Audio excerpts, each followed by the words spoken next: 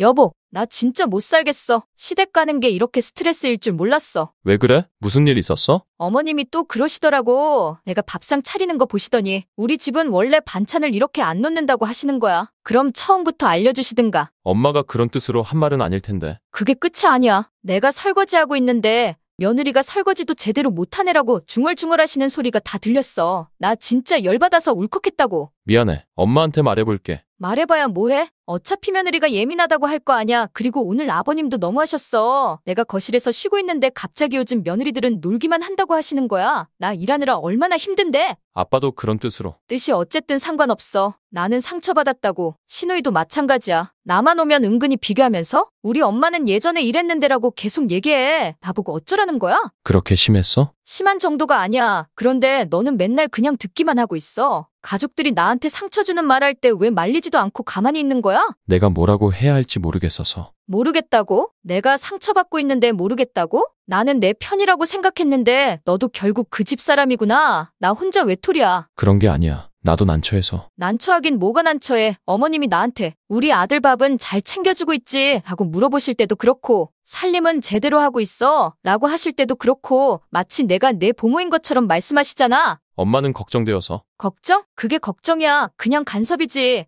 우리 집에 언제 오실지도 미리 연락 안 하시고 갑자기 오셔서 냉장고 열어보시고 반찬이 이것밖에 없네라고 하시는 것도 걱정이야? 그건 좀 그랬지. 네 기분 나도 이해해. 이해만 하지 말고 행동으로 보여줘. 나 진짜 이제 결정했어. 시댁은 그냥 남이라고 생각하고 살 거야. 뭐라고? 갑자기 왜 그런 말을? 갑자기가 아니야. 지금까지 가족이라고 생각하려고 얼마나 노력했는데. 명절 때마다 선물 챙기고 안부 전화드리고 아픈 곳 있으시면 병원도 모시고. 그런데 나한테 돌아오는 건 뭐야? 그래도 가족인데. 여러분, 방금 장면 어떠셨어요? 여러분, 방금 장면 어떠셨어요? 아마 많은 분들이 공감하셨을 것 같은데요. 사실 어머님이 우리 집은 원래 반찬을 이렇게 안 놓는다 고 하신 것 나쁜 의도는 아니었을 거예요. 그냥 자신만의 방식을 알려주고 싶으셨을 수도 있죠. 하지만 며느리 입장에서는 내가 틀렸다 는 느낌을 받을 수밖에 없었을 거예요. 설거지할 때 중얼거리신 말씀도 마찬가지고요. 어머님은 그냥 혼잣말이었을 수도 있지만 며느리는 모든 소리를 듣고 있잖아요. 시댁에서는 더 예민해질 수밖에 없는데 말이에요. 아버님의 요즘 며느리들은 놀기만 한다 는 말씀도 아마 예전 세대 사고방식으로 하신 말씀이겠지만 직장 다니면서 집안일까지 해야 하는 며느리한테는 정말 억울했을 거예요. 그런데 가장 중요한 건 아들의 역할인 것 같아요. 아내가 이렇게 힘들어할 때는 좀 더 적극적으로 나서줘야 하지 않을까요? 며느리가 이제 남이라고 생각하겠다 고 한 마음 정말 마지막 보루였을 거예요. 더 이상 상처받고 싶지 않아서 마음의 문을 닫아버리는 거죠. 여러분은 어떻게 생각하세요? 댓글로 경험담이나 생각을 들려주세요. 사연 시작합니다. 저는 이순자입니다. 올해 80세가 됐습니다. 80년을 살면서 가장 큰 깨달음을 얻은 건 바로 작년이었어요. 그동안 제가 얼마나 바보같이 살았는지, 얼마나 이용당하며 살았는지 깨달은 거죠. 하지만 늦었다고 생각하지는 않습니다. 오히려 80세에 찾은 이 깨달음이 제 인생을 완전히 바꿔놨거든요. 평생 아들 하나만 바라보고 살았습니다. 남편이 일찍 돌아가신 후로는 더욱 그랬어요. 준호가 제 삶의 전부였거든요. 그 아들이 결혼하고 며느리 미영이를 데려왔을 때도 기뻤습니다. 드디어 가족이 늘어난다고 생각했어요. 하지만 현실은 전혀 달랐습니다.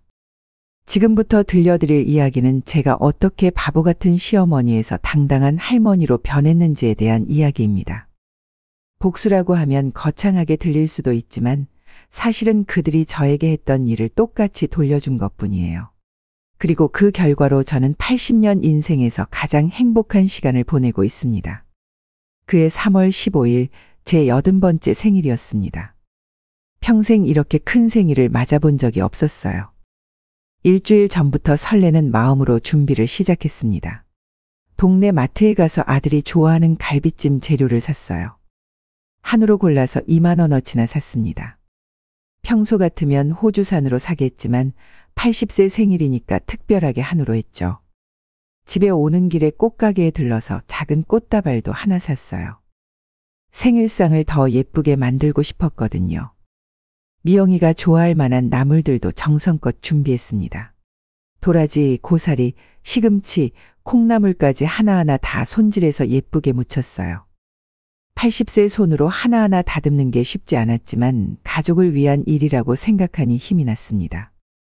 생일 당일 아침 6시부터 일어나서 요리를 시작했어요. 갈비찜은 3시간 넘게 끓여야 부드러워지거든요. 중간중간 뚜껑을 열어서 간을 보고 물도 보충하고 거품도 걷어내고 80세 몸으로는 쉽지 않은 일이었지만 기분이 좋았습니다. 오늘은 아들과 며느리가 와서 함께 생일상을 받을 거야. 라고 생각하니까요. 상차림도 정성껏 했어요. 평소 쓰던 일반 그릇이 아니라 시집 올 때 가져온 백자 그릇들을 다 꺼냈습니다. 먼지까지 깨끗이 닦아서 하나하나 예쁘게 차렸어요. 테이블 가운데에는 산꽃을 꽂아서 생일상다운 분위기를 만들었습니다. 준호는 점심때 온다고 했는데 12시가 되어도 연락이 없더라고요. 혹시 길이 막히나 싶어서 1시까지 기다렸어요. 그래도 연락이 없어서 전화를 걸어봤습니다. 준호야, 어디 있니? 점심때 온다고 했잖아. 어머니, 죄송해요. 회사에서 갑자기 일이 생겨서요. 조금 늦을 것 같아요. 얼마나 늦을까? 글쎄요. 2-3시간? 2-3시간이라고요. 점심때 온다더니 2-3시간이나 늦는다고요. 하지만 저는 이해하려고 노력했습니다. 요즘 회사 일이 얼마나 바쁜지 아니까요. 그래, 회사 일이 급하면 어쩔 수 없지. 기다릴게. 전화를 끊고 보니 갈비찜이 다 식어 있더라고요. 다시 데우고 나물들도 다시 정리하고 그렇게 2시, 3시, 4시까지 기다렸습니다. 중간중간 전화를 걸어봤지만 통화 중이거나 받지 않았어요. 5시가 되어서야 연락이 왔습니다. 어머니, 아직 일이 안 끝났어요. 저녁에 갈게요. 저녁에 간다고요. 점심때 온다던 아들이 저녁에 온다고 하는 거예요. 하지만 그래도 온다니까 기다렸습니다. 오후 내내 문 앞에 나가서 기다렸어요. 혹시 깜짝 선물이라도 사가지고 오나 싶어서요. 드디어 9시가 되어서야 준호가 나타났습니다. 그런데 빈손으로 왔어요. 꽃 한 송이, 케이크 하나도 없이 완전히 빈손으로 왔습니다. 80세 생일인데 말이에요. 어머니, 정말 죄송해요. 회사 일이 너무 바빠서. 바쁘다는 말을 들으니까 이해하려고 했습니다. 요즘 회사원들이 얼마나 바쁜지 아니까요. 괜찮다. 그래도 왔잖아. 어서 들어와서 밥 먹자. 그런데 준호가 시계를 자꾸 쳐다보는 거예요. 들어온 지 5분도 안 되어서요. 밥을 먹으면서도 계속 시계를 봤습니다. 제가 정성껏 만든 갈비찜을 한 숟가락 떠먹고는 맛있네요. 라고 대충 말하고 또 시계를 봤어요. 마치 빨리 가고 싶어 하는 것처럼요. 준호야, 천천히 먹어도 돼. 네, 알고 있어요. 그런데 집에 가서 할 일이 있어서요. 할 일이 있다고요. 80세 생일날에 집에 가서 할 일이 더 중요하다고요. 그때 문득 궁금해졌습니다. 미영이는 어디 있니? 왜 안 왔어? 준호가 잠깐 머뭇거리더니 대답했습니다. 미영이요? 몸이 안 좋다고 해서 집에 있어요. 어머니 생일 축하한다고 전해달라고 하더라고요. 평소에도 안부 인사 한번 제대로 안 하던 며느리가 이렇게 중요한 날에도 안 오는 거예요. 하지만 그때는 이해하려고 했습니다. 그래, 몸이 안 좋으면 어쩔 수 없지. 몸조리 잘하라고 전해줘. 준호는 정말 30분도 채 있지 않았어요. 밥도 몇 숟가락 안 먹고 대화도 거의 안 하고 계속 시계만 보다가 일어났습니다. 어머니, 저 이제 가봐야겠어요. 벌써? 조금만 더 있다 가면 안 되니? 죄송해요. 정말 급한 일이 있어서요. 그렇게 준호는 떠났습니다. 80세 생일날 30분 만에요. 혼자 남은 저는 상을 치우면서 눈물이 났습니다. 정성껏 만든 갈비찜도 거의 그대로 있고 나물들도 대부분 남았어요. 백자 그릇들을 하나하나 씻으면서 이게 내 80세 생일이구나 싶었습니다. 그런데 더 충격적인 일이 있었어요. 다음 날 우연히 며느리 SNS를 봤는데 제 생일 당일 친구들과 카페에서 즐겁게 놀고 있는 사진이 올라와 있더라고요. 시간도 확인해 보니까 오후 3시경이었어요. 몸이 안 좋다며 못 온다던 며느리가 친구들과 카페에서 케이크까지 먹으며 파티를 하고 있었던 거죠. 그 사진을 보는 순간 가슴이 철렁했습니다. 처음으로 이상하다는 생각이 들었어요. 하지만 그때만 해도 저는 가족이니까 이해해줘야지라고 생각했습니다. 아직 몰랐거든요. 이게 시작에 불과하다는 걸 말입니다. 생일이 지나고 정확히 한 달 후인 4월 15일이었습니다. 그날 오후 2시쯤 며느리한테서 급하게 전화가 왔어요. 평소에는 명절이나 특별한 일이 있을 때 외에는 연락을 안 하던 며느리가 갑자기 전화를 한 거죠. 그것도 평일 낮에요. 어머니, 안녕하세요. 목소리가 평소와 달리 다급하고 조심스러웠습니다. 뭔가 큰일이 났나 싶어서 걱정됐어요. 응, 미영아. 무슨 일이니? 평소에 이런 시간에 전화 안 하는데. 어머니, 죄송한데 급한 일이 생겼어요. 100만 원만 급히 빌려주실 수 있을까요? 무슨 일인지 궁금해서 물어봤습니다. 무슨 일인데 그렇게 급해? 100만 원이 적은 돈이 아닌데. 응급 상황이에요. 지금 당장 돈이 필요한데 은행에서 대출받을 시간도 없고. 정말 급해요. 응급 상황이라고 하니까 더 걱정됐어요. 혹시 교통사고라도 났나 아니면 병원비가 급히 필요한가 싶었거든요. 며느리가 이렇게 급하게 부탁하는 걸 처음 봤어요. 응급 상황? 무슨 응급 상황인데? 자세히 말해줄 수 없니? 어머니, 지금 자세히 설명드릴 시간이 없어요. 정말 급하거든요. 나중에 자세히 말씀드릴게요. 그럼 준호는 뭐 하고 있어? 준호한테 말해보지 그랬어? 지금 회사에서 중요한 회의 중이라서 연락이 안 돼요. 어머니 말고는 부탁드릴 분이 없어요. 미영이 목소리가 정말 절박해 보였습니다. 지금까지 시댁을 멀리하던 며느리가 이렇게 간절하게 부탁하는 걸 보니까 정말 큰일이 난 줄 알았어요. 그래서 더 이상 묻지 않고 바로 도와주기로 했습니다. 알겠다. 어디로 보내주면 되니? 정말 감사해요, 어머니. 제 계좌로 보내주시면 돼요. 계좌번호 알려드릴게요. 저는 바로 외투를 걸치고 은행에 갔습니다. 80세 몸으로 급하게 걸어서 은행까지 가서 100만 원을 송금했어요. 창구 직원이 고액 송금이니 확인 한 번 더 해주세요. 라고 했을 때도 급한 일이라서요. 라고 하면서 서둘러 송금했습니다. 미영이한테 송금 완료 메시지를 보내니까 바로 답장이 왔습니다. 어머니, 정말 감사해요. 빨리 갚을게요. 평생 잊지 않을게요. 정말 감사해요. 평생 잊지 않겠다고까지 하는 걸 보니까 정말 급한 일이었나 보다 싶었어요. 며느리가 어려울 때 도와준 시어머니로서 뿌듯하기도 했고요. 집에 돌아오는 길에 가족이란 이런 거구나. 어려울 때 서로 도우며 사는 거구나라고 생각했습니다. 그런데 이상한 건 그 다음부터였습니다. 일주일이 지나도 돈 얘기는 없고 그 응급 상황이 뭐였는지에 대한 설명도 없었어요. 안부 전화도 없었고요. 한 달이 지나도 마찬가지였습니다. 오히려 연락이 더 뜸해졌어요. 2달쯤 지나서 참다 못해 준호한테 물어봤습니다.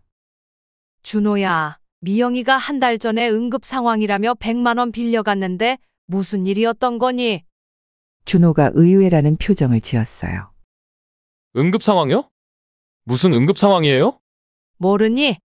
미영이가 급하다며 100만 원 빌려달라고 해서 보내줬는데 너도 회의 중이라서 연락이 안 된다고 하더라. 언제요? 2달 전에. 내가 회의 중이라서 연락이 안 된다고 했어. 준호가 잠깐 생각하더니 말했습니다. 아, 그때요? 그때 미영이가 친구들과 제주도 여행 간다고 했었는데. 제주도 여행? 순간 머리가 하얘졌습니다. 응급 상황이라던 그 돈이 제주도 여행비였다고요. 네. 친구들이 갑자기 여행 가자고 해서 돈이 부족하다고 했었어요. 근데 그게 응급 상황이라고 했나요? 저는 잘 모르겠네요. 그럼 그게 응급 상황이었다는 거니? 준호는 대수롭지 않게 말했지만 저는 충격을 받았습니다. 응급 상황이라며 거짓말로 100만 원을 빌려간 거였어요. 그날 저녁 SNS를 확인해 봤습니다. 미영이 계정을 보니까 2달 전 제가 돈을 송금한 바로 그 주의 제주도 여행 사진들이 가득 올라와 있더라고요. 고급 호텔에서 라운지에서 찍은 사진, 스파 받는 사진, 비싼 레스토랑에서 음식 먹는 사진, 면세점에서 쇼핑하는 사진까지. 사진 하나하나를 보면서 화가 치밀어 올랐습니다. 제가 은행까지 급하게 가서 보내준 100만 원으로 이렇게 호화로운 여행을 다닌 거였어요. 그것도 거짓말로요. 더 화가 난 건 여행 후기였습니다. 친구들과 즐거운 제주도 여행. 맛있는 음식도 많이 먹고 쇼핑도 실컷 하고 정말 힐링됐어요. 이런 글과 함께 행복한 사진들이 가득했어요. 그때서야 깨달았습니다. 미영이가 저에게 거짓말을 한 거구나. 응급 상황이라며 거짓말로 돈을 빌려간 거구나. 하지만 그래도 저는 가족이니까 이해하자고 마음을 달랬습니다. 젊은 사람들은 친구들과 여행 가는 것도 중요하겠지라고 생각하려고 노력했어요. 아직도 저는 순진했던 거죠. 그해 9월이었습니다. 평소보다 조금 더웠던 날이었어요. 저녁 식사를 마치고 설거지를 하는데 갑자기 가슴이 너무 아픈 거예요. 이런 통증은 처음 경험해 봤는데 숨도 제대로 쉬어지지 않고 식은땀이 줄줄 흘렀습니다. 어지럽기도 하고 구토감도 있었어요. 혼자 사는 80세 노인이 할 수 있는 건 119에 신고하는 것뿐이었어요. 119입니다. 어떤 상황인가요? 저 가슴이 너무 아파요. 숨도 잘 안 쉬어져요. 주소 말씀해 주세요.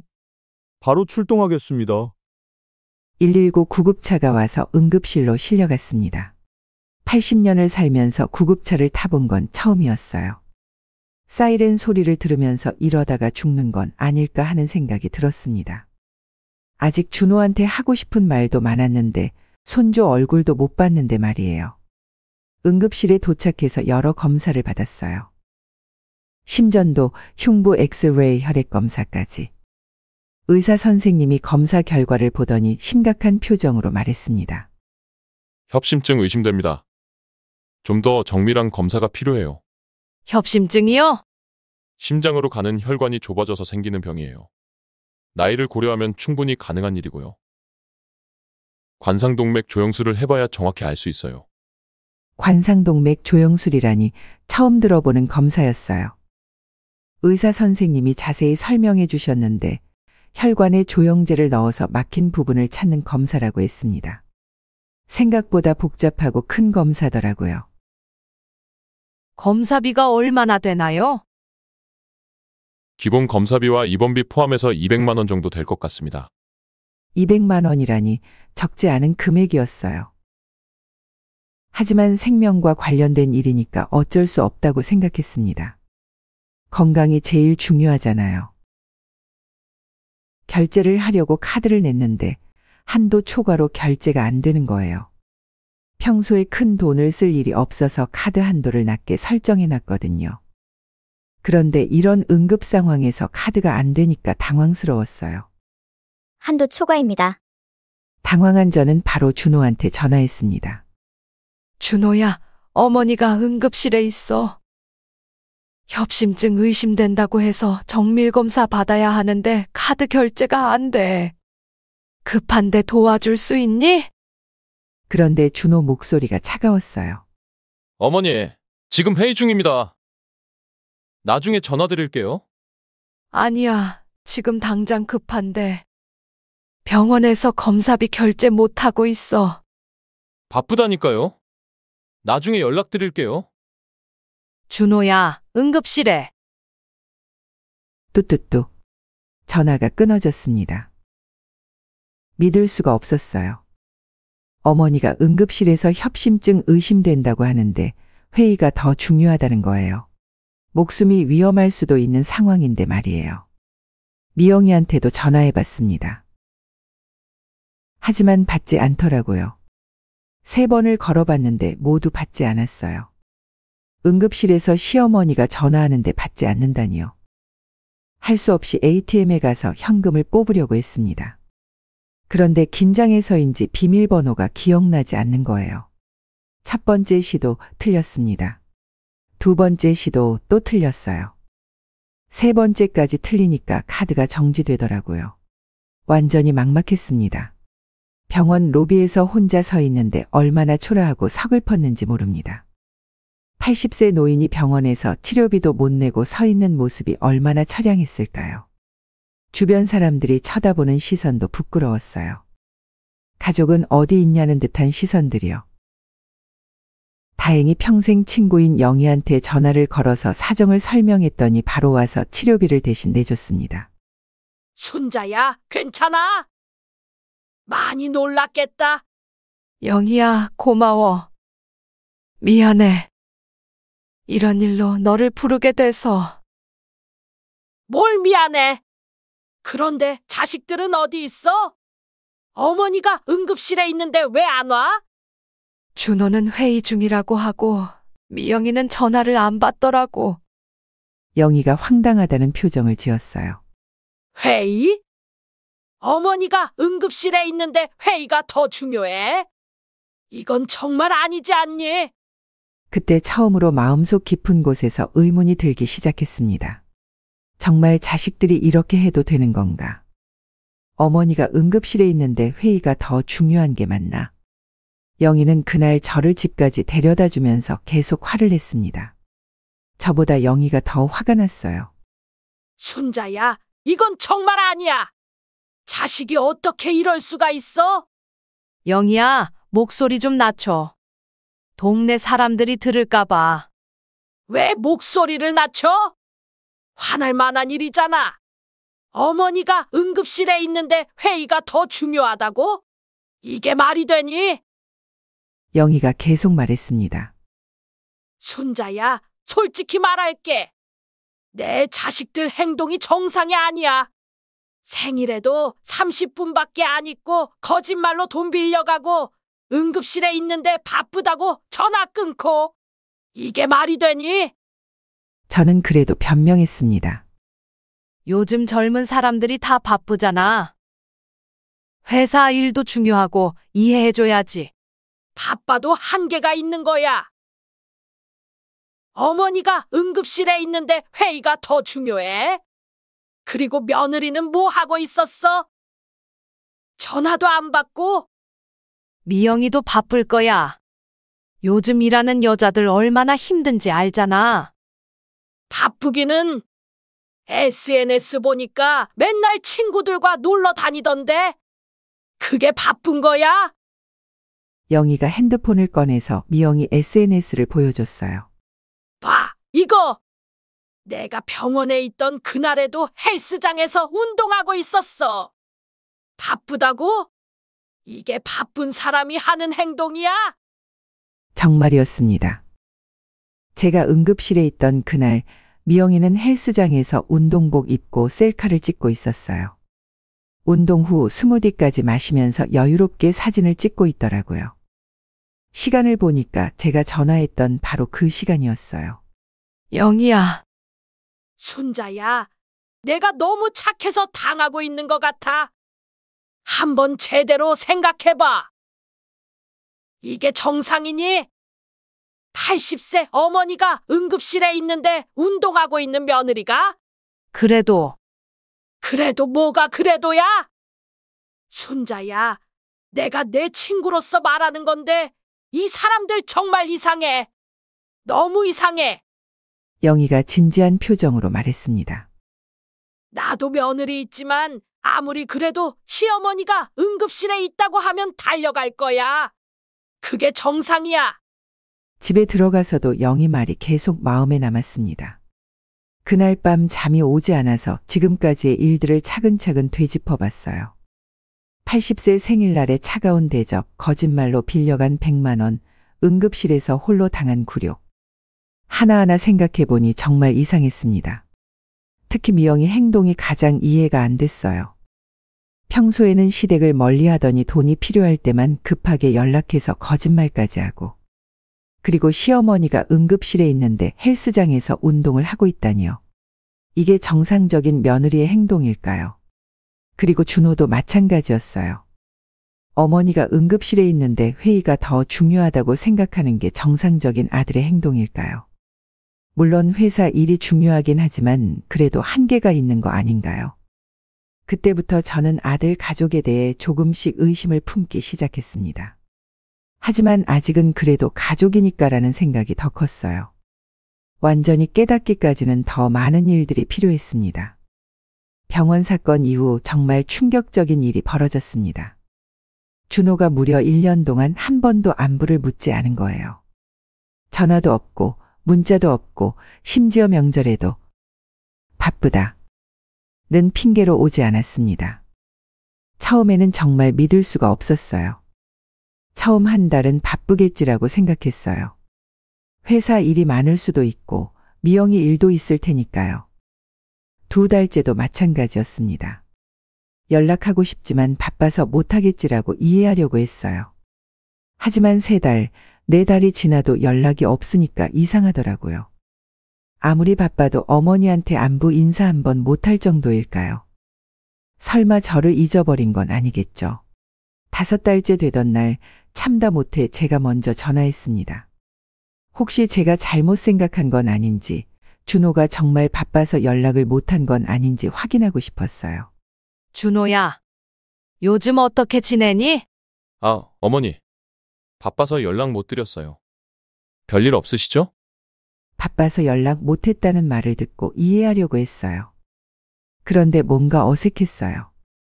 마치 의무적으로 대답하는 것 같았거든요. 응, 별일 없어. 너는 건강하지? 요즘 날씨가 추운데 감기 조심해. 네, 건강해요. 미영이는 어때? 잘 지내고 있어? 잘 지내고 있어요. 대화가 5분도 지속되지 않았습니다. 준호는 계속 바쁘다 는 말만 반복했고 빨리 전화를 끊고 싶어 하는 게 역력했어요. 마치 귀찮아하는 것 같았습니다. 준호야, 시간 날 때 한번 놀러와. 내가 맛있는 거 해줄게. 네, 시간 되면 갈게요. 시간 되면 간다고 했지만 결국 오지 않았습니다. 그뿐만 아니라 그 후로도 연락이 없었어요. 추석이 다가왔을 때도 마찬가지였어요. 일주일 전에 미리 전화해서 물어봤습니다. 혹시라도 놓칠까봐 일찍 연락한 거였어요. 준호야, 추석에 집에 올 거지? 어머니가 준비할 게 있으니까 미리 알려줘. 어머니, 죄송한데 회사에서 추석 연휴에 중요한 프로젝트를 진행해야 해서요. 못 갈 것 같아요. 추석에도 회사에 나가니? 요즘 회사들이 그렇게 야박해? 네, 어쩔 수 없어요. 정말 중요한 프로젝트라서요. 회사에서 추석에 일한다고 하니까 이해했습니다. 요즘 회사들이 야박하다는 얘기를 많이 들었거든요. 그래도 섭섭했어요. 80세 어머니가 혼자 추석을 보내야 한다는 게. 그런데 추석 당일 우연히 동네 마트에서 준호 회사 동료를 만났어요. 인사를 나누다가 이런 얘기를 들었습니다. 아, 준호 씨요? 추석 연휴 내내 가족들과 놀이공원 갔다고 하던데요. 정말 좋아 보이던데요. 놀이공원에 갔다고요? 회사 일이 있다던 준호가 가족들과 놀이공원에 갔다고요? 저는 그 자리에서 얼굴이 화끈거렸어요. 거짓말을 들킨 기분이었거든요. 집에 와서 바로 SNS를 확인해 봤습니다. 정말로 있더라고요. 준호 가족이 에버랜드에서 즐겁게 놀고 있는 사진들이 가득했어요. 추석 당일 오후에 올린 사진이었습니다. 가족과 함께하는 즐거운 추석. 아이들이 너무 좋아해요. 이런 글과 함께 행복한 가족 사진들이 올라와 있었어요. 놀이기구 타는 사진, 맛있는 음식 먹는 사진, 웃고 있는 가족들 사진까지. 그 사진들을 보면서 눈물이 났습니다. 회사 일이 있다며 어머니한테는 거짓말을 하고 정작 자기 가족들과는 즐겁게 놀이공원에서 시간을 보낸 거였어요. 어머니는 혼자 집에서 추석을 보내고 있는데 말이에요. 설날도 마찬가지였습니다. 어머니, 미영이가 독감에 걸려서 못 갈 것 같아요. 전염될까봐 걱정되거든요. 미영이가 독감에 걸렸다고 하니까 이해했어요. 80세 노인에게 독감은 위험할 수 있으니까요. 그런데 설날 당일 SNS를 보니까 또 거짓말이었더라고요. 준호 가족이 스키장에서 즐겁게 스키를 타고 있는 사진들이 올라와 있었어요. 독감에 걸린 사람이 스키를 탈 수 있나요? 게다가 온 가족이 다 건강해 보였어요. 그때 확실히 깨달았습니다. 이들에게 저는 정말로 없어도 되는 존재구나. 1년 동안 안부 한 번 묻지 않아도 아무렇지 않게 지낼 수 있는 사람이구나. 그리고 명절마다 거짓말을 해가면서까지 저를 피하고 싶어 하는구나. 마음속에서 분노가 조금씩 쌓이기 시작했습니다. 하지만 아직도 가족이니까라는 생각이 앞섰어요. 완전히 포기하기까지는 더 충격적인 사건이 필요했습니다. 1년간의 외면이 끝나갈 무렵인 그해 봄, 집에서 큰 사고가 났습니다. 평소처럼 오후에 청소를 하고 있었는데 청소기 선이 바닥에 늘어져 있는 걸 못 보고 발이 걸린 거예요. 나이가 들면서 시력도 나빠지고 주의력도 떨어졌나 봅니다. 균형을 잃고 넘어지면서 옆에 있던 찬장 모서리의 옆구리를 심하게 부딪혔습니다. 그 순간의 아픔이란 정말 표현할 수 없을 정도였어요. 갈비뼈 쪽에서 뚝 하는 소리가 났거든요. 뼈가 부러지는 소리 같았어요. 바닥에 쓰러져서 일어날 수가 없었습니다. 숨을 쉴 때마다 갈비뼈 쪽이 찌르는 듯이 아팠어요. 몸을 조금만 움직여도 극심한 고통이 밀려왔습니다. 80세의 약한 뼈로는 감당하기 어려운 충격이었던 거죠. 30분 정도 바닥에 누워있으면서 여러 생각이 들었어요. 이러다가 죽는 건 아닐까? 아무도 모르게 혼자 죽는 건 아닐까? 하는 무서운 생각도 들었습니다. 혼자 사는 노인의 가장 큰 두려움이죠. 겨우 핸드폰을 집어서 119에 신고했습니다. 손도 제대로 움직이지 않아서 전화 거는 것도 쉽지 않았어요. 119입니다. 어떤 상황인가요? 저 넘어져서 갈비뼈가 부러진 것 같아요. 일어날 수가 없어요. 주소 말씀해 주세요. 바로 출동하겠습니다. 구급차가 와서 응급실로 실려갔습니다. 구급대원들이 조심스럽게 들것에 옮겨주면서 할머니 괜찮으세요? 금방 병원 도착해요. 라고 위로해 줄 때 정말 고마웠어요. 응급실에서 엑스레이를 찍어보니 갈비뼈 2개가 부러져 있었어요. 의사 선생님이 심각한 표정으로 말했습니다. 갈비뼈 골절입니다. 나이를 고려하면 입원 치료가 필요해요. 갈비뼈 골절이 위험한가요? 갈비뼈 골절은 노인분들에게 위험할 수 있어요. 자칫하면 폐에 손상이 올 수도 있고 호흡곤란이 올 수도 있거든요. 며칠 입원하면서 지켜봐야겠어요. 입원이라니 혼자 사는 저에게는 큰일이었어요. 집 걱정도 되고 입원비 걱정도 되고 그제서야 준호한테 연락했습니다. 1년 만에 먼저 연락하는 거였어요. 준호야, 어머니가 넘어져서 갈비뼈가 부러졌어. 병원에 입원하게 됐어. 그런데 준호 반응이 믿을 수 없었어요. 지금 회의 중입니다. 나중에 전화 드릴게요. 아니야, 갈비뼈가 부러졌다고? 지금 응급실에 있어. 심각한 건 아니죠? 나중에 병원에 갈게요. 지금은 정말 바빠서요. 노인이 갈비뼈 골절인데 심각하지 않다고요. 준호야, 지금 당장. 지금은 정말 바빠서요. 저녁에 연락드릴게요. 또다시 바쁘다는 핑계였습니다. 어머니가 갈비뼈 골절로 응급실에 있는데도 회의가 더 중요한 거였어요. 미영이한테도 전화했지만 역시 받지 않았습니다. 몇 번을 걸어봐도 통화 연결음만 들렸어요. 1년 만에 연락했는데도 받지 않다니요. 결국 그날 밤을 병원에서 혼자 보냈습니다. 갈비뼈가 부러진 80세 노인이 혼자서요. 밤새 아파서 잠도 못 잤는데 아들한테서는 연락 한 통 없었어요. 다음날 오후에도 연락이 없었습니다. 저녁이 되어서야 문자 하나가 왔어요. 어머니, 오늘도 야근이라 못 갈 것 같아요. 내일 갈게요. 그렇게 이틀째 밤도 혼자 보냈습니다. 병원 침대에서 천장을 바라보면서 정말 많은 생각을 했어요. 내가 이들에게 뭐지? 정말 가족이 맞나? 하는 생각이 계속 들었습니다. 3일째 되던 날 오후 3시쯤 드디어 준호가 병원에 나타났습니다. 3일 동안 혼자 병원 침대에 누워있던 저를 보고도 미안해하는 기색이 별로 없더라고요. 오히려 왜 이런 일로 귀찮게 하느냐는 표정이었어요. 어머니, 많이 아프셨어요? 갈비뼈가 부러졌는데 안 아프겠니? 그래도 다행히 큰일은 아니네요. 의사 선생님이 뭐라고 하세요? 준호야, 왜 이제야 왔어? 3일 전에 연락했잖아. 죄송해요. 회사 일이 너무 바빠서요. 중요한 프로젝트라 빠질 수가 없었어요. 또 회사 일 얘기였어요. 어머니가 입원했는데도 회사 일이 더 중요한 거였습니다. 3일 동안이나 말이에요. 그럼 미영이는 어디 있어? 미영이요? 바빠서 못 온다고 했어요. 시어머니가 입원했는데 바빠서 못 와? 요즘 일이 많다고 하더라고요. 그리고 병원 환경을 싫어해서. 시어머니가 갈비뼈 골절로 3일째 혼자 입원해 있는데 병원 환경이 싫다고 안 온다고요. 그 순간 정말 화가 치밀어 올랐습니다. 하지만 아직도 저는 참았어요. 그래도 아들이 왔으니까 감사하다고 생각했죠. 지금 생각해보면 정말 한심스럽습니다. 어머니, 언제 퇴원하세요?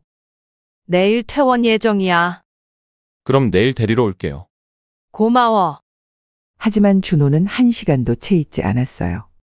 간병인한테 상황을 물어보고 의사한테 간단히 인사하고 그리고는 또 회사에 급한 일이 있다. 며 떠났습니다. 어머니, 저 이제 가봐야겠어요. 벌써? 조금만 더 있다 가면 안 되니? 정말 급한 일이 있어서요. 내일 퇴원할 때 올게요. 그렇게 준호는 또 떠났습니다. 3일 만에 와서 1시간도 안 있다가 떠난 거예요. 입원비며 치료비는 당연히 제가 혼자 다 해결했습니다. 준호는 그런 건 묻지도 않더라고요. 마치 당연한 것처럼 말이에요. 그날 밤 또 혼자 병원에서 보내면서 깨달았어요. 정말로 이들에게 저는 짐이구나. 귀찮은 존재구나. 필요할 때만 잠깐 나타나서 의무를 다했다는 식으로 행동하는구나. 퇴원하는 날 준호가 데리러 왔을 때 용기를 내서 물어봤습니다. 그동안 궁금했던 걸 더 이상 참을 수 없었어요. 준호야, 미영이가 요즘 그렇게 바쁜가? 시어머니가 입원했는데도 한번 얼굴 보러 오지 않는다는 게 이해가 안 돼. 준호가 잠깐 머뭇거리더니 대답했어요. 뭔가 말하기 어려워하는 것 같았습니다.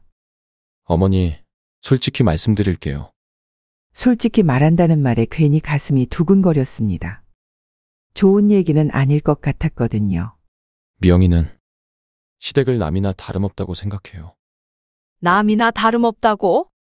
순간 귀를 의심했습니다. 시댁을 남이라고 생각한다고요. 미영이 말로는 자기가 나와 결혼했지 시댁과 결혼한 건 아니니까 그냥 남처럼 살고 싶다고, 시댁이랑 엮이는 게 그냥 가족 흉내 내는 것 같아서 불편하다고. 10년 넘게 며느리라고 생각했던 미영이가 저를 남이라고 생각하고 있었다니. 10년 넘게 며느리로 지냈는데 남이라고, 가족 흉내라고. 네? 시댁 행사나 문안 같은 것도 억지로 하는 거라고 해요. 차라리 안 하는 게 서로한테 낫다고 생각한다고 하더라고요. 더 충격적인 건 준호가 그걸 태연하게 말하고 있다는 거였어요. 마치 당연한 얘기인 것처럼 말이에요. 그럼 너는 그걸 어떻게 생각하니? 뭐, 그럴 수도 있는 거 아닌가요? 그럴 수도 있다고요. 요즘 며느리들 다들 그런 편이에요. 시댁보다는 친정이 더 편하다고 하잖아요. 강제로 가족이 되는 게 아니라 자연스럽게 가까워지는 게 좋다고 생각하는 것 같아요. 준호도 미영이 편을 들고 있었습니다. 어머니보다 아내가 더 중요한 거였죠. 어머니의 마음은 전혀 이해하려 하지 않고 말이에요. 그럼 시댁을 남이라고 생각하는 며느리가 시어머니 돈은 왜 빌려갔을까? 그게 응급 상황이라며 거짓말로 100만 원 빌려간 것도 남이라서 그런 거니? 남한테 거짓말해서 돈 빌리는 게 괜찮다고 생각하는 거야? 준호는 대답하지 못했습니다. 할 말이 없었던 거죠. 준호야, 나도 이제 미영이를 남이라고 생각하겠어? 미영이가 그렇게 생각한다면 나도 마찬가지로 생각하는 게 맞지 않을까? 어머니, 며느리가 시댁을 남으로 생각한다면 시어머니도 며느리를 남으로 생각하는 게 당연하잖아. 그게 공평한 거 아니야? 그날 집에 돌아와서 정말 오랫동안 울었습니다. 10년 넘게 며느리라고 생각하고 아꼈던 미영이가 저를 남이라고 생각하고 있었다니. 그리고 아들도 그런 아내를 이해한다고 하니. 정말 배신감이 컸어요. 그리고 처음으로 생각했어요. 나도 이제 남처럼 행동해야겠구나. 갈비뼈 사고에서 회복하고 몇 달이 지난 여름이었습니다. 평소처럼 조용한 오후를 보내고 있는데 준호한테서 갑자기 전화가 왔어요. 평소에 연락도 잘 안 하던 아들이 전화를 해서 무슨 일인가 했더니 놀라운 소식을 전했습니다. 어머니, 저희가 임신했어요. 임신? 언제? 축하한다. 기쁜 소식이니까 일단 축하부터 했어요. 그런데 뭔가 이상했습니다. 지금 5개월째예요. 5개월째? 5개월째라고요. 그럼 벌써 임신한 지 5개월이나 됐다는 얘기잖아요. 보통 임신하면 가족들에게 먼저 알리는 게 아닌가요? 특히 시어머니한테는 더더욱이요. 왜 이제야 말해주니? 5개월이나 됐으면 진작 알려줬어야 하는 거 아니야? 안정기에 들어서야 말씀드리려고 했어요. 보통 3개월이면 안정기라고 하는데 5개월까지 기다린 이유가 뭘까요? 그럼 3개월 때는 안정기가 아니었다는 거니? 좀 더 확실해지기를 기다렸어요. 뭔가 석연치 않았습니다. 그런데 더 이상한 건 미영이 인스타였어요. 호기심에 확인해 봤더니 벌써 3개월 전부터 임신 소식을 친구들한테 다 알리고 있었더라고요. 임신 초기 사진부터 시작해서 배가 불러오는 과정까지 다 올려놨어요. 새 생명이 자라고 있어요. 예비 엄마가 된 기분. 친구들아 축하해줘. 이런 글들과 함께 행복한 임신 사진들이 가득했습니다. 그뿐만 아니라 친구들 댓글을 보니까 이미 다들 알고 있었어요. 언제 태명 정했어? 성별 언제 알아? 임신 축하해. 벌써 이렇게 배가 나왔네. 임신복 어디서 샀어? 너무 예뻐. 친구들은 벌써 몇 달 전부터 다 알고 있었는데 정작 시어머니인 저는 5개월이 되어서야 알게 된 거죠.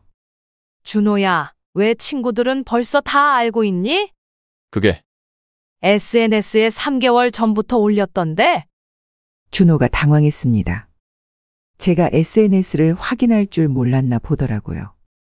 어머니가 SNS를 보시는 줄 몰랐어요. 몰랐다고요. 그럼 계속 숨길 생각이었다는 얘기네요. 그럼 언제까지 숨길 생각이었니? 친구들도 알고 SNS에도 올렸는데 시어머니만 나중에 알려주는 게 정상이니? 숨긴 게 아니라 숨긴 게 아니라면 뭐야? 친구들보다 시어머니가 나중에 아는 게 말이 되니? 준호는 할 말이 없었습니다. 변명할 여지가 없었거든요. 그때 확신했습니다. 미영이는 정말로 저를 남이라고 생각하고 있구나. 정말로 이들에게 저는 맨 마지막 순이구나. 그것도 첫 손주 소식을 말이에요. 임신 8개월이 되자 미영이한테서 갑자기 전화가 왔습니다. 평소에는 안부 인사도 없던 며느리가 갑자기 저 자세로 나오더라고요. 목소리부터가 달랐어요. 어머니, 안녕하세요. 오랜만에 전화드려요. 오랜만이라니 거의 1년 만에 처음 듣는 며느리 목소리였어요. 응, 미영아. 몸은 어때? 많이 불러왔겠네. 네, 괜찮아요. 어머니, 죄송한데 말씀드릴 일이 있어요. 목소리가 예전과 달리 조심스럽고 간절했습니다. 뭔가 부탁할 일이 있나 보다 싶었어요. 뭔데? 저, 친정이 없잖아요. 미영이는 어릴 때 부모님을 잃고 고아원에서 자란 아이였어요. 그래서 결혼할 때도 친정 식구 없이 혼자 왔었죠. 그때는 안쓰럽다고 생각했는데 지금 생각해보니 그것도 의심스러워요. 부모님도 일찍 돌아가시고 형제자매도 없고 도와줄 사람이 정말 없어요. 출산하고 나서 산후조리랑 아이 봐주는 것을 도와주실 수 있을까요? 순간 웃음이 나왔습니다. 지금까지 시댁을 남이라고 생각하면서 저를 완전히 무시하던 며느리가 정작 도움이 필요하니까 갑자기 찾아오는 거였어요. 그것도 이렇게 저자세로요. 미영아, 너 그동안 시댁을 어떻게 생각한다고 했었지? 그게 제가 잘못 생각했어요. 목소리가 점점 작아지더라고요. 남이나 다름없다고 했었잖아. 가족 흉내 내는 게 힘들다고 했고. 어머니, 정말 죄송해요. 제가 철없었어요. 갑자기 태도가 180도 바뀐 거예요. 그전까지는 그렇게 당당하더니 이제 와서 철없었다고요. 그럼 지금은 철이 들었다는 거니? 네. 임신하고 나서 많은 생각을 했어요. 가족의 소중함도 알게 됐고. 시어머니가 갈비뼈 골절로 입원했을 때는 가족의 소중함을 몰랐나요? 하지만 저는 이미 많은 걸 깨달았습니다. 필요할 때만 찾는구나. 평소에는 남이라고 하다가 도움이 필요하면 시어머니라고 하는구나. 미영아, 내가 남이라고 생각했으니까 나도 마찬가지로 생각하겠어. 어머니, 산후조리가 필요하면 산후조리원 가거나 전문 도우미 쓰는 게 좋을 거야. 어머니, 제발. 요즘은 전문적인 산후 서비스가 많으니까 그게 더 안전하고 체계적일 거야. 내가 하는 것보다 훨씬 전문적이고 좋을 거야. 그때부터 저희 본격적인 복수가 시작됐습니다. 아니, 복수라기보다는 그들이 저에게 했던 대로 똑같이 해주는 거였어요. 미영이의 간절한 부탁을 듣고 나서 저는 더 이상 참지 않기로 결심했습니다. 그날 밤 침대에 누워서 지금까지의 일들을 차근차근 정리해봤어요. 한 가지씩 적어보니까 정말 어이없는 일들이 너무 많았습니다. 80세 생일날에 차가운 대접 30분 만에 떠나고 며느리는 아예 오지도 않았죠. 거짓말로 빌려간 100만 원 응급 상황이라고 속이고 제주도 여행비로 썼어요. 병원에서의 굴욕 협심증 의심으로 응급실에 있는데 바쁘다며 전화를 끊었어요. 1년간의 외면, 명절에도 거짓말로 핑계를 대고 오지 않았어요. 갈비뼈 골절 사고 3일이나 지나서야 1시간 들렀다가 갔어요. 시댁을 남이라고 생각한다는 고백 10년 넘게 며느리 노릇하면서 속으로는 남이라고 생각했어요. 임신 소식을 뒤늦게 알림 친구들과 SNS에는 벌써 공개했으면서 시어머니만 나중에 알렸어요. 이 모든 걸 정리하고 나니까 화가 치밀어 올랐습니다. 동시에 결심이 섰어요. 이제 그만 당하고 살자. 나도 똑같이 해주자. 하지만 저는 악한 사람이 아니에요. 그들을 해치려는 것도 아니고 복수하려는 것도 아니었어요. 단지 그들이 저를 대했던 방식 그대로 저도 대하기로 한 거였습니다. 제가 세운 계획은 3가지였습니다. 첫 번째, 경제적 차단. 그동안 아들 가족에게 부정기적으로 주던 용돈과 명절 봉투를 모두 끊기로 했어요. 아들 명의로 된 적금도 해지하고 모든 재산을 제 명의로만 정리하기로 했습니다. 두 번째, 산후조리 거부. 미영이가 아무리 간절하게 부탁해도 절대 도와주지 않기로 했어요. 대신 전문 산후조리원이나 산후도우미 정보를 상세히 알려주기로 했습니다. 이게 오히려 더 안전하고 좋다고 설득하기로 했어요. 세 번째, 관계 재정립. 아예 아들 가족과의 모든 관계를 끊고 제만의 새로운 사회적 네트워크를 구축하기로 했어요. 더 이상 그들 눈치를 보지 않고 제가 하고 싶었던 일들을 하면서 살기로 했습니다. 80년을 살면서 이렇게 확고한 결심을 해본 적이 없었습니다. 하지만 더 이상 참고 살 수는 없었어요. 제 남은 인생을 이들 때문에 망치고 싶지 않았거든요. 저에게도 행복할 권리가 있잖아요. 며칠 후 미영이가 다시 전화해서 더욱 간절하게 부탁했습니다. 목소리가 정말 절망적이었어요. 어머니, 출산이 정말 임박했는데 산후조리원 비용이 너무 비싸요. 한 달에 200만 원씩 하더라고요. 그동안 저한테서 거짓말로 빌려간 돈들과 제가 평소에 용돈으로 준 돈들을 합치면 얼마인지 계산해봤는지 모르겠더라고요. 미영아, 나는 이제 너를 남으로 생각하기로 했어. 내가 그렇게 말했잖아. 시댁은 남이나 다름없다고. 어머니, 그건 내가 선택한 거야. 나는 그 선택을 존중해주는 거지. 제가 미리 조사해둔 자료들을 미영이한테 이메일로 보내줬습니다. 지역 산후조리원 가격표, 산후도우미 연락처, 신생아 돌봄 서비스 리스트까지 상세하게 정리해서요. 정말 꼼꼼하게 조사했어요. 이렇게 전문적인 돌봄이 시어머니가 하는 것보다 훨씬 체계적이고 안전해. 전문 간호사들이 24시간 상주해서 산모 케어도 해주고 신생아 관리도 체계적으로 해줘. 실제로 맞는 말이었어요. 요즘 산후조리원은 정말 시설이 좋거든요. 영양 관리도 과학적으로 하고 수유 교육도 제대로 받을 수 있어. 무엇보다 응급 상황에 의료진이 바로 대처할 수 있으니까 훨씬 안전해. 하지만 돈이 너무 많이 들어요. 돈? 저는 웃었습니다. 그동안 거짓말로 빌려간 돈들 생각해봐.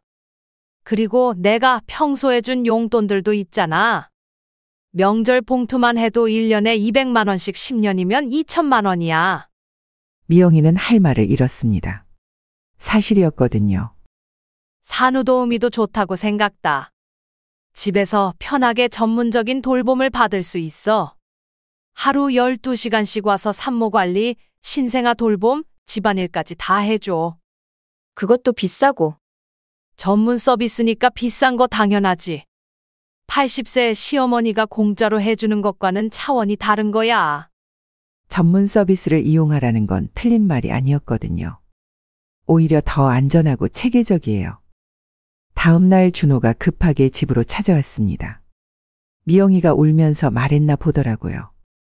문을 열자마자 따지는 투로 말하더라고요. 어머니, 왜 이러세요? 곧 태어날 손주인데요. 뭘 왜 이러냐고? 미영이 산후조리 도와달라는데 왜 거절하세요? 너희가 나를 남으로 대했으니까 나도 그렇게 하는 거야. 남이라니 무슨 말씀이세요? 미영이가 직접 말했잖아. 시댁은 남이나 다름없다고. 너도 그게 당연하다고 했고. 준호가 당황했습니다. 자기가 한 말을 기억하고 있나 보더라고요. 그건 그렇지만 곧 태어날 손주인데요. 손주? 저는 차분하게 대답했습니다. 너희가 나를 남으로 대했으니까 나도 남으로 행동하는 거야. 남의 아이 돌봄을 왜 내가 해줘야 하니? 남의 아이가 무슨 말씀이세요? 미영이가 직접 말했잖아. 시댁은 남이나 다름없다고. 그럼 시댁에서 태어나는 아이도 남의 아이지. 준호가 더욱 당황하며 말했습니다. 어머니가 변하셨네요. 예전 어머니가 아니에요. 변한 게 아니야. 깨달은 거지. 뭘 깨달으셨다는 거예요? 너희가 어떻게 나를 대했는지 이제야 제대로 알겠더라. 준호는 계속 설득하려고 했습니다. 어머니, 그래도 가족인데. 가족? 언제부터 가족이었니? 저는 차근차근 말했습니다. 80세 생일에 30분 만에 간 게 가족이니? 거짓말로 돈 빌려간 게 가족이니? 응급실에 있는데 바쁘다고 전화 끄는 게 가족이니? 1년 동안 안부 한 번 안 묻고 명절마다 거짓말로 핑계댄 게 가족이니? 갈비뼈 골절로 3일 동안 혼자 입원해 있을 때는 왜 가족 생각을 안 했니? 임신 소식을 5개월이나 숨기고 친구들과 SNS에만 공개할 때는 왜 가족 생각을 안 했니? 어머니, 내 아내가 선택한 길이야. 시댁을 남으로 생각한다고 했으니까 나도 그렇게 하겠다. 준호는 더 이상 뭐라고 할 수 없었습니다. 변명할 여지가 없었거든요. 다음 날 저는 은행에 갔습니다. 오랫동안 고민했던 일을 실행에 옮기기로 했어요. 그동안 준호를 위해 넣어둔 적금들을 모두 해지했습니다. 매달 50만 원씩 5년간 넣어둔 적금이 이자 포함해서 3,200만 원 정도 됐습니다. 명절 때마다 준 용돈 봉투도 계산해 보니까 1년에 200만 원씩 10년이면 2천만 원이더라고요. 합치면 5천만 원이 넘는 금액이었어요. 고객님, 적금 해지하시는 이유가 있으신가요? 은행 직원이 물어봤습니다. 네, 계획이 바뀌어서 다시 들으려고요. 모든 돈을 제 예치금로 정리했습니다. 그리고 준호한테 문자를 보냈어요. 오늘부터 경제적 지원은 모두 중단한다. 30분도 안 되어서 준호한테서 전화가 왔습니다. 어머니, 갑자기 왜 이러세요? 그 돈은 저를 위해 모아주신 거 아니에요? 너를 위해 모아준 거 맞아. 그럼 왜 해지하세요? 내가 나를 어떻게 대했는지 생각해봐. 이제 와서 돈 얘기하는 게 말이 되니? 그래도 그렇지, 혈육인데. 혈육? 저는 웃었습니다. 일하지 않으면 먹지도 말라는 게 내 주의야. 앞으로는 내 돈을 나를 위해서만 쓰겠어. 어머니, 제발. 내 아내가 시댁을 남이라고 생각한다며? 그럼 남의 돈 기대하지 마. 그리고 전화를 끊었습니다. 80년을 살면서 이렇게 단호하게 말해본 적이 없었는데 속이 시원했어요. 제가 속이 너무 좁은 걸까요? 그날 오후에는 평소 아들 가족을 위해 비축해두던 쌀, 반찬, 생필품들을 모두 동네 복지센터에 기부했어요. 이제 더 이상 아들 가족을 위해 뭔가를 준비하지 않기로 했거든요. 출산을 2주 앞둔 미영이가 직접 집으로 찾아왔습니다. 배가 불러서 걸어오기도 힘들어 보였는데 그래도 직접 온 걸 보니 정말 절박한가 보더라고요. 평소에는 시댁에 발도 잘 안 들여놓던 며느리가 말이에요. 어머니, 들어가도 될까요? 들어와. 미영이가 거실에 앉더니 울먹이며 말했습니다. 임신한 몸으로 이렇게까지 와서 부탁하는 걸 보니까 정말 다른 방법이 없나 보더라고요. 어머니, 정말 도와주실 생각이 없으신가요? 없어. 단호하게 대답했습니다. 왜 그러세요? 제가 뭘 그렇게 잘못했나요? 뭘 잘못했냐고요? 정말 모르는 건가요? 미영아, 그동안 내가 나를 어떻게 대했는지 기억해보자. 저는 차근차근 나열했습니다. 어머니, 내가 협심증으로 응급실에 있을 때는 헬스장에서 운동하고 있었어. 갈비뼈 골절로 입원했을 때도 바빠서 못 온다고 했고. 죄송해요. 미영이가 점점 작아졌습니다. 10년 넘게 며느리 노릇하면서 속으로는 남이라고 생각했다고. 제가 정말 잘못했어요. 이제 와서 사과한다고 달라질 게 있을까? 어머니, 제발. 필요할 때만 찾는 게 더 나쁜 거야. 미영이가 무릎을 꿇으려고 하더라고요. 미영아, 무릎 꿇지 마. 뱃속에 아기가 있잖아. 그럼 도와주실 건가요? 도와주는 것과는 별개야. 무릎 꿇는다고 해서 그동안의 일들이 없어지는 건 아니거든. 어머니, 저 정말 친정이 없어요. 도와줄 사람이 아무도 없다고요.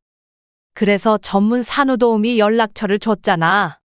제가 미리 조사해둔 자료를 다시 보여줬습니다.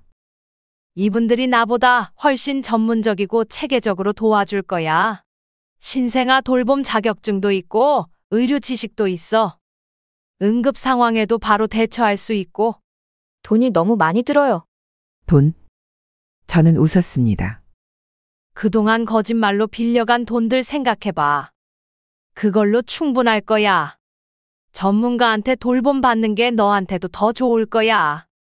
나는 80세 노인이라 할 수 있는 일에 한계가 있어. 미영이가 눈물을 흘리며 돌아갔습니다. 처음으로 제대로 된 거절을 해본 기분이었어요. 저는 아들 가족 대신 저만의 인간관계를 강화하기 시작했습니다. 동네 친구 영희와 더 자주 만나고 노인복지센터에서 하는 다양한 프로그램들에도 적극 참여했어요.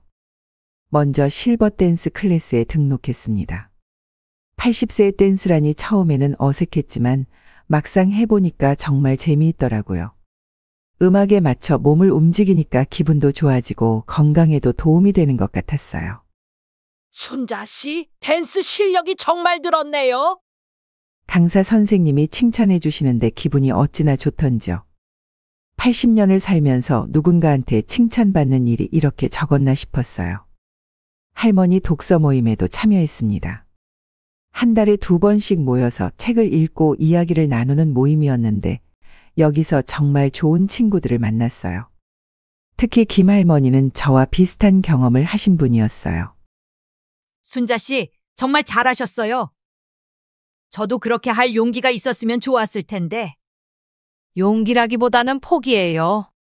더 이상 기대하지 않기로 한 거죠. 그래도 대단해요. 저는 지금까지 자식들 눈치만 보고 살았거든요.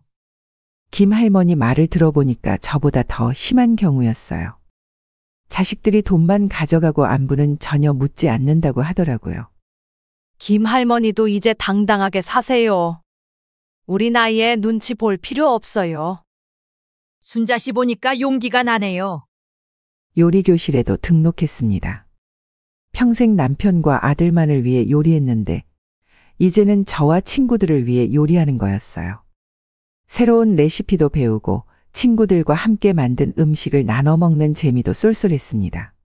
복지센터 친구들은 저를 진짜로 존중해 줬거든요. 제 말을 귀담아 들어주고 생일이면 진짜로 축하해주고 아플 때면 진심으로 걱정해줬습니다. 무엇보다 이분들과 함께 있으면 기분이 좋았어요. 아들 가족과 있을 때처럼 눈치 보거나 상처받을 일이 없었거든요.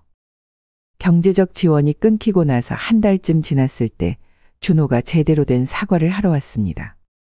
집 앞에서 기다리고 있다가 저를 보자마자 90도로 인사하더라고요. 어머니, 저희가 정말 잘못했습니다. 문을 열자마자 90도로 인사하더라고요. 다시 기회를 주세요. 하지만 저는 냉소적으로 반응했어요.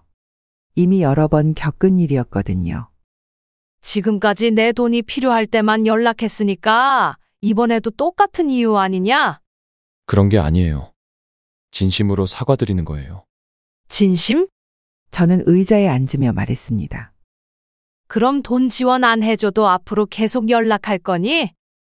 정기적으로 안부 물을 거니? 준호는 대답하지 못했습니다. 매주 한 번씩 안부 전화할 거니?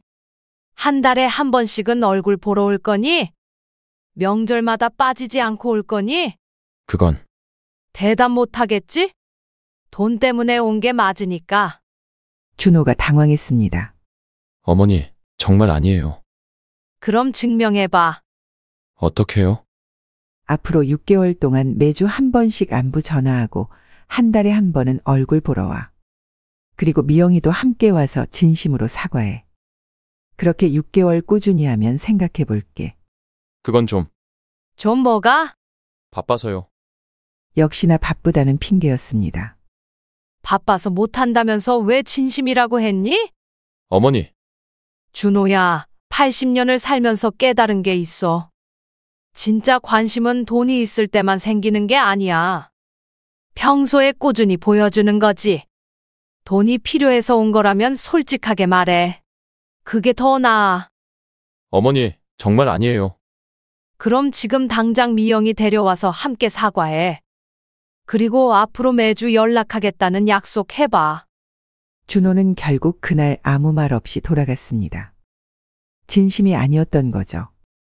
출산 직전까지도 제가 마음을 바꾸지 않자 미영이가 정말로 무릎을 꿇고 찾아왔습니다. 임신 9개월의 몸으로 말이에요. 집 현관에서 무릎을 꿇고 앉더라고요. 어머니, 제발요. 미영아, 일어나. 뱃속에 아기가 있잖아. 일어나지 않을게요. 어머니가 도와주신다고 할 때까지요. 정말 고집스럽더라고요. 하지만 저도 마음을 바꾸지 않았어요. 미영아, 무릎 꿇는다고 해서 그동안의 일들이 없어지는 건 아니야. 어머니, 제발 한 번만 기회를 주세요. 제가 정말 잘못했어요. 임신 소식 숨기고 있을 때도 기회 있었어. 그때는 왜 진심으로 사과 안 했니? 어머니, 이제 와서 무릎 꿇는다고 달라지는 건 없어. 미영이가 눈물을 흘렸습니다. 앞으로도 마찬가지일 거야. 지금은 필요해서 무릎 꿇고 있지만 도움받고 나면 또 남이라고 생각할 거 아니야. 아니에요. 아니긴 뭐가 아니야. 벌써 여러 번 경험했는걸. 결국 미영이는 아무것도 얻지 못하고 돌아갔습니다. 아기가 태어났다는 소식을 카톡으로 받았습니다. 어머니, 오늘 오후 3시에 건강한 아들을 출산했습니다. 3.2kg의 건강한 아기예요. 사진도 함께 보내줬는데 정말 예쁜 아기더라고요. 갓 태어난 신생아 특유의 빨간 얼굴이지만 그래도 예쁘다는 생각이 들었어요. 잠깐 마음이 흔들렸습니다. 아무래도 첫 손주잖아요. 80년을 살면서 처음 보는 손주였거든요. 한 번 정도는 보러 가야 하나 싶기도 했어요. 하지만 곧 마음을 다잡았습니다. 지금까지 당한 일들을 생각하니까 마음이 다시 굳어졌어요. 저는 간단한 메시지만 보냈습니다. 출산 축하한다. 산모와 아기 모두 건강하길 바란다. 산후조리는 전문가에게 맡기시는 게 좋겠구나. 짧고 건조한 메시지였어요. 마치 남의 일에 대한 축하 인사 같았죠. 병원에도 가지 않았습니다. 꽃이나 선물도 보내지 않았어요. 정말로 남의 일처럼 행동했습니다. 1시간 후에 준호한테서 전화가 왔어요. 어머니, 손주가 태어났는데 병원에 안 오실 건가요? 남의 아이 태어난 걸 왜 보러 가니? 남의 아이가 무슨. 어머니, 그래도 그래도 뭐가? 첫 손주인데요. 손주? 그럼 정말 한 번도 안 보실 건가요? 볼 필요 없어. 전문 산후조리원에서 잘 돌봐줄 거야. 준호가 당황하며 말했습니다. 어머니가 이러시면 안 되죠. 아무리 그래도. 아무리 그래도 뭐가? 너희가 먼저 선을 그었잖아. 전화를 끊었습니다. 제 행동에 대해 주변 사람들의 반응이 완전히 엇갈렸습니다. 동네에서 만난 아는 아주머니가 말했어요. 순자 씨, 그래도 손주인데 너무 매정하지 않아요? 매정하다고요? 아무리 며느리가 미웠어도 손주까지 미워하면 안 되죠. 전 손주를 미워하는 게 아니에요. 남의 아이니까 신경 안 쓰는 거죠. 남의 아이가 무슨. 애가 시댁을 남이라고 했으니까요. 아주머니는 어이없다는 표정을 지었어요. 혈육을 그렇게 매몰차게 대해도 되나요? 혈육이면 그동안 왜 그렇게 대했을까요? 하지만 절친한 친구 영희는 완전히 달랐어요. 순자야, 너무 잘했어. 시원하다. 영희가 박수까지 치면서 말했습니다. 그동안 얼마나 속상했겠어. 이제야 제대로 된 복수를 한 거야. 복수라기보다는 아니야, 복수 맞아. 그리고 당연한 복수야. 너무 오래 참았어. 복지센터 친구들도 대부분 저를 지지해줬습니다. 김 할머니가 말했어요. 순자 씨 정말 대단해요. 저도 그런 용기가 있었으면 좋았을 텐데. 용기보다는 포기였어요. 그래도 대단해요. 자식들한테 평생 끌려다니면서 사는 것보다 훨씬 나아요. 박 할머니도 부러워했습니다. 저희 며느리도 비슷해요. 필요할 때만 찾고 평소에는 연락도 없어요. 순자 씨처럼 할 용기가 없어서 그냥 참고 살아요. 박 할머니도 이제 당당하게 사세요. 우리 나이에 눈치 볼 필요 없어요. 특히 비슷한 경험을 한 분들은 모두 저를 적극 지지해줬어요. 순자 씨가 우리 대신 복수해준 기분이에요. 왜 진작 그렇게 하지 않았어요? 너무 늦었어요. 이제라도 제대로 하신 거 정말 잘하셨어요. 하지만 일부 사람들은 여전히 비판적이었어요. 그래도 혈육인데 손주는 무슨 죄가 있어요? 너무 극단적인 것 같아요. 이런 말들을 들을 때마다 저는 차분하게 설명했습니다. 그럼 그동안 제가 당한 건 어떻게 생각하세요? 그동안 받은 상처는 누가 위로해줬나요? 80세 생일에 30분 만에 간 것도 혈육이라서 그런 건가요? 대부분 할 말이 없어 했어요. 아들 가족에게 얽매이지 않으니까 정말로 자유로워졌습니다. 그동안 아끼던 돈으로 하고 싶었던 일들을 마음껏 했어요. 먼저 친구들과 제주도 여행을 다녀왔습니다. 65년 만에 처음 가본 제주도였는데 정말 아름답더라고요. 순자야, 80세의 제주도 여행이라니. 정말 멋있어. 영희가 감탄했습니다. 그동안 왜 안 갔을까 싶어. 이렇게 좋은 곳을. 한라산까지는 못 올라갔지만 성산 일출봉에서 보는 일출은 정말 장관이었어요. 80년을 살면서 이런 아름다운 풍경을 본 게 처음이었습니다. 이제부터는 매년 여행을 다녀야겠어. 좋은 생각이야. 돈 아껴서 뭐해? 우리가 쓸 때 써야지. 온라인 쇼핑도 마음껏 했습니다. 그동안 아들 가족 용돈 아껴야지 라고 생각해서 자제했던 것들을 다 샀어요.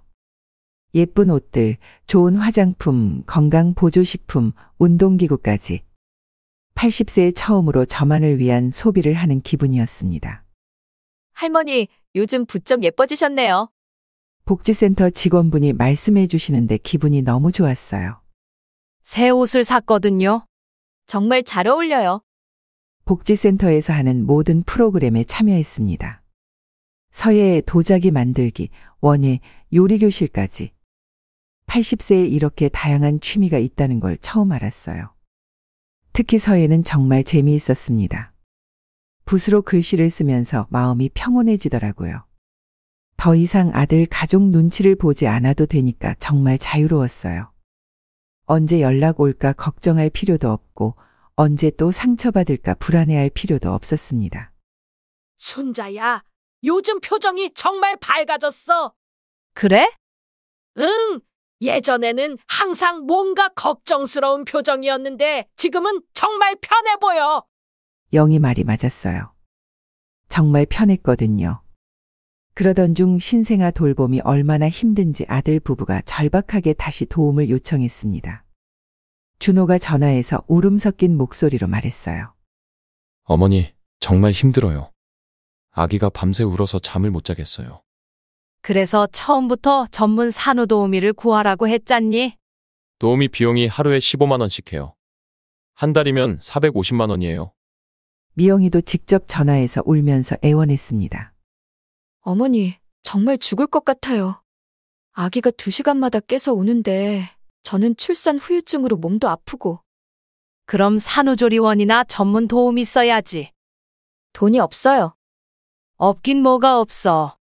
그 돈은 아껴둬야 하는 돈이에요. 아껴둬야 하는 돈? 저는 어이가 없었어요. 시어머니한테는 공짜로 부탁하고 전문가한테는 돈 아깝다고? 이게 말이 되니? 미영이는 대답하지 못했습니다. 미영아, 솔직히 말해. 나한테 무료로 부탁하려고 했던 거 아니야? 아니에요. 아니긴 뭐가 아니야. 처음부터 공짜로 시키려고 했잖아. 어머니, 80세 노인한테 밤새 아기 돌보라고 하는 게 말이 되니? 전문가들은 교대로 하는데 나 혼자 24시간 돌보라고. 미영이가 울먹였습니다. 정말 도와줄 사람이 없어요. 있어. 전문가들이. 결국 아들 부부는 어쩔 수 없이 산후도우미를 구했습니다. 하루 15만 원씩 내면서 말이에요. 일주일 후 준호가 다시 전화했어요. 어머니, 산후도우미 정말 잘해요. 전문적이고 체계적이고. 그럴 줄 알았어. 아기 돌봄도 완벽하고 미영이 케어도 잘해주고. 어머니 말씀이 맞았어요. 처음부터 그렇게 하라고 했잖아. 근데 너무 비싸요. 비싸면 어쩔 수 없지. 내가 선택한 일이잖아. 책임지는 게 쉬운 줄 알았니? 출산 후 첫 명절인 추석이 다가왔습니다. 준호가 전화해서 조심스럽게 말했어요. 어머니, 추석에 집에 오시면 안 될까요? 왜? 명절이니까 가족끼리 함께 보내면 좋을 것 같아서요. 필요 없어. 나는 복지센터 친구들과 호텔 뷔페에서 보낼 거야. 호텔 뷔페요? 응. 추석 특별 메뉴로 한정식도 나오고 송편도 있고 정말 맛있어. 어머니가 호텔에서 추석을. 왜? 안 돼? 그런 게 아니라. 우리 나이에 호텔 뷔페만 한 게 어디 있어? 맛있는 음식도 많고 서비스도 좋고. 추석 당일 저는 정말로 복지센터 친구들과 호텔에서 보냈어요. 추석 특별 뷔페였는데 정말 맛있었습니다. 갈비찜, 불고기, 잡채, 송편까지 다 있었어요. 순자야, 이렇게 편하게 추석 보내는 것도 좋네. 그러게.